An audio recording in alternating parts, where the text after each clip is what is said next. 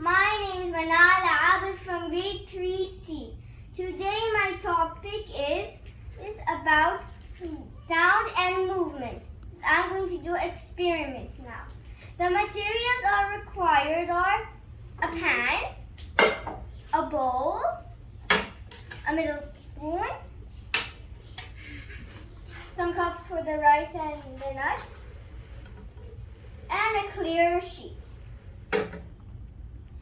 So I'm going to do an experiment. First, we wrap this with the clear sheet very tightly.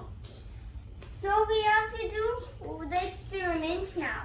Let's get started. Let's put rice.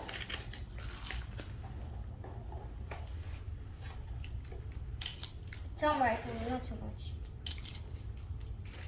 So make sure that the pan is in the air so then it can make the noise for the rice.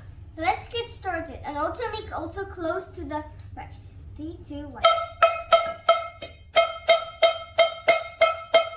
You saw the rice is moving? Now we're going to do the same experiment as the rice. Now we're going to do with nuts. Let's place the nuts inside.